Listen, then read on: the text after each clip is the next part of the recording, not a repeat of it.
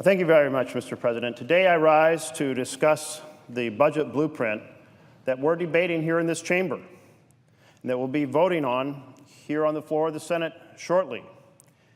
In evaluating this budget produced by my Republican colleagues, I'm asking the question, is this a budget designed to work for working Americans? That's just a simple core question. If your vision of America is that you want families to thrive, then you're going to design a budget designed for those working families to thrive. So that is a key question as we discuss this blueprint. It is certainly clear that a budget designed to work for working Americans means jobs. It means quality, affordable education. It means retirement security. It means financial fairness for consumers. And it means taking a tax code that is stuffed full of favors for the wealthy and well-connected and instead directing resources to establish a foundation for working families to do well, to provide a solid foundation for raising their children so they can get a good start in life. So I thought we should go through and evaluate how this budget performs on basic items related to the success of working families. And so we have here a little scorecard so that we can keep track. Middle class budget report card, Senate Grand Old Party budget. How does it do? Well, let's start by looking at investment in infrastructure. Europe is spending 5% of its gross domestic product on infrastructure, and China is spending 10%, and America only 2%. We're vastly underbuilding our infrastructure, which means we're failing to create good-paying jobs now, which are the foundation for the success of working families, and we're imperiling the success of our future economy by failing to make this investment. Indeed, we have a huge infrastructure deficit.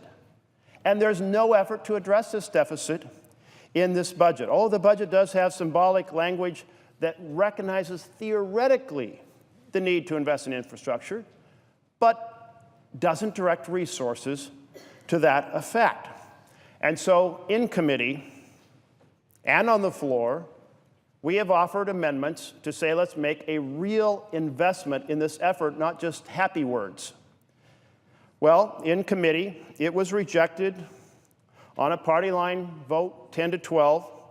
And then yesterday here on the floor, Senator Sanders offered an amendment that would take and direct a substantial investment, taking and closing egregious tax loopholes and directing those resources to building the infrastructure in America would create 9 million jobs across this country. And what happened? The Republicans resoundingly rejected it. Why is that the case? Why do they not see the need to invest in infrastructure in America?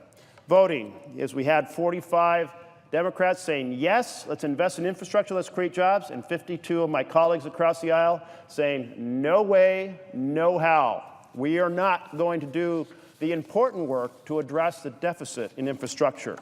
So, unfortunately, this budget gets an F when it comes to infrastructure.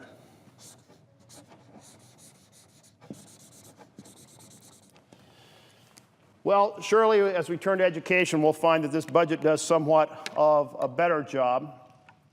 We all understand that early childhood education has an incredible return, so surely this budget invests in Head Start to give our children of challenged families the ability to start on a path to success. We know we have a world knowledge economy in which education is essential. So surely this budget provides for more eligible children to be able to participate in the Head Start program. But if that was your assumption, you will be sorely disappointed, because this budget makes cuts to Head Start that would kick 110,000 children off the program over a 10-year period. Direct damage to the success of 110,000 children, and that's before you combine it with sequestration cuts. At that point, the estimate is that it would cut 620,000 American children out of Head Start over the coming decade. That's just wrong. And let's turn to higher education. One of the biggest stresses for American families is the galloping inflation in tuition and the declining ability of Pell Grants to cover a small portion of that tuition for our most financially challenged families. So surely this budget invests in Pell Grants. I certainly would have expected it to, but indeed, we find it cuts $101 billion over 10 years out of Pell Grants. In other words, this budget is designed to continue to close the doors of opportunity for our students from financially challenged families across this country. I believe in opportunity. I believe in the American dream, but this budget, the Republican budget, believes in closing the doors on opportunity in this nation. And that's just wrong. Well, Pell Grants aren't the only component of higher education that helps make college affordable. Another piece is low-interest loans. Most families are going to have to borrow to help finance higher education. In fact, of those students who have college debt, the average debt today coming out of college is about $26,000. That's the average. Many of our children have debts of $50,000 or $75,000 or $100,000 coming out of a four-year college. And that's the debt that really kind of feels like the size of a home mortgage, as a millstone around their neck. So surely this budget lowers interest rates on our students' loans so that they can refinance their loans to take advantage of the current low interest rates. Wouldn't that be a wonderful thing to do to create opportunity? Well, we had a vote on this floor for an amendment to do just that, to enable our students to refinance, to take advantage of the current lower interest rates. And my Republican colleagues defeated that amendment 53-46. And not only that, but their budget has in it a provision that gets rid of the no interest period when a student on a Stafford loan is in college, and gets rid of the 6-month grace period, no interest grace period, when a student graduates from college. This is estimated for a student who's starting their college in 2015 to increase by about $5,000 to $7,000 the cost of their interest payments as they repay their loan. So Head Start, savaged in this budget, just simply wrong. Pell Grants, savaged in this budget, just simply wrong. Interest rates, or interest accruing, increased, and that's just wrong. So it's clear there's no commitment to education in this budget, the foundation for opportunity. This budget, no question about it, that's an F on education. Well, let's turn to another area. Hopefully we can get a better grade. Food security. Food security for American families. And a lot of families are having a pretty tough time putting food on the table. But what do we find? We find that this budget has a $660 billion reduction over 10 years in programs that support low-income Americans, explicitly including the SNAP program. The SNAP program, the name we now use for food stamps. You know, there is a quote attributed to Queen Marie Antoinette, who was the husband of Louis XVI. And this quote, during the French Revolution, she was reported to have said when told that the citizens were protesting the high price of bread because they were spending 50% of their income on bread, just on bread. And she said, "Let them eat cake." That has become a symbol of a ruler completely out of touch with the challenges faced by ordinary citizens. So what do we have in this budget?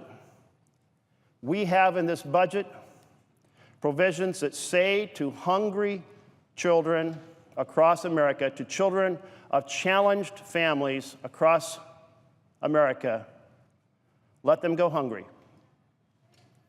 So here too, only one grade is earned by this budget in food security, and that's an F, for failing our children on food. Well, let's turn from our children to our seniors. On Medicare, for example. Well, this budget recreates the Medicare donut hole. This is the donut hole that seniors fall into when they get no coverage to help them buy drugs after an initial period in which they got some subsidy, and then they fall off a cliff into the donut hole. Well, 53,000 seniors would pay more for their drugs in just my state next year. Well, that's about 5 million seniors across the course of this country who are now going to be ensnared in this donut hole. Moreover, this budget cuts $430 billion out of Medicare.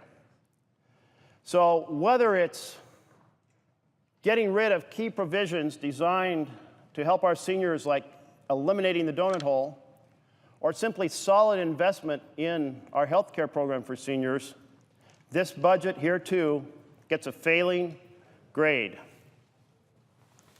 That's an F for failing our seniors on Medicare.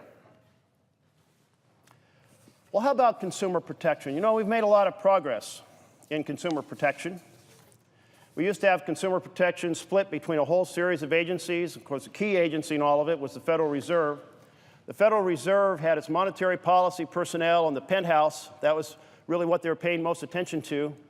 And folks kept coming to the Federal Reserve and saying, hey, there's these new predatory home mortgages that are going to do enormous damage to families across the country. And the Federal Reserve had no response to this. They did not act. In fact, they had consumer protection locked in the basement of the Federal Reserve, and they threw away the key. They simply were totally uninterested. So back in 2009 and 2010, we said, let's consolidate these programs that have responsibility for consumer protection to one agency, the Consumer Financial Protection Bureau. And let's make sure that this agency has the funding like every other financial regulator so that it can't be essentially starved to death by those legislators who, on behalf of powerful special interests, don't believe in consumer protection. You know, the CFPB, the Consumer Financial Protection Bureau, it has returned $5 billion back to consumers who were cheated. And it has prevented billions more from being stripped away through other predatory practices. And so you would think that all 100 members of the Senate would stand up and say, we want a budget that strengthens the Consumer Financial Protection Bureau because it does so much that is right in America in ending cheating, ending predatory practices against working Americans. But no, what we have in this budget is an effort to eliminate the financial independence of the CFPB. If you can think about it as oxygen to a scuba diver, folks want to be able to step on that air hose or constrict that air hose, starve that agency to death. So this budget gets an F on consumer protection.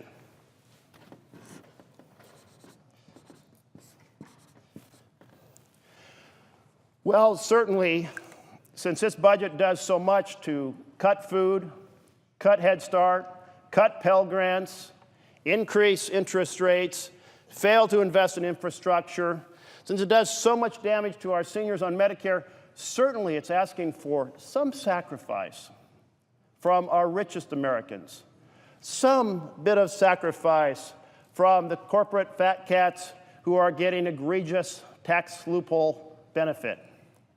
And particularly one loophole that I think drives every American citizen nuts is a loophole that subsidizes the shipment of our jobs overseas.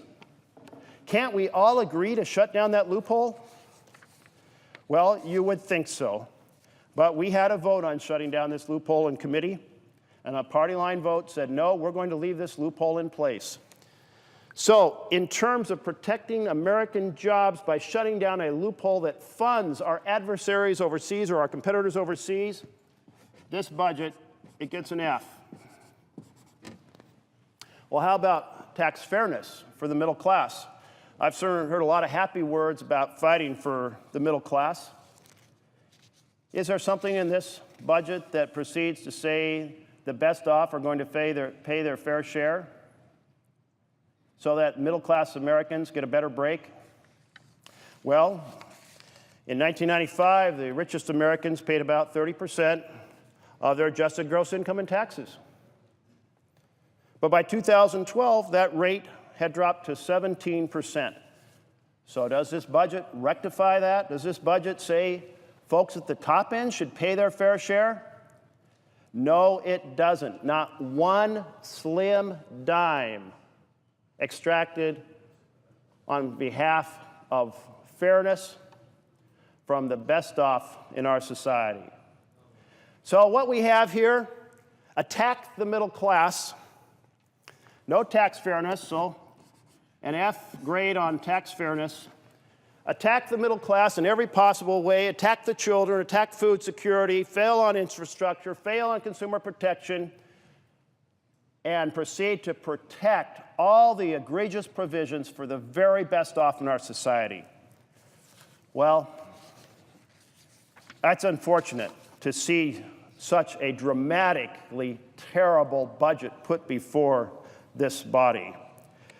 And, Mr. President, I think the American citizens can only be deeply disappointed to see a budget put forward intended to accelerate and increase inequality in our nation, destroy our jobs, ship them overseas, underfund food security, failure on investment for infrastructure, a failing grade all around. We can do much better.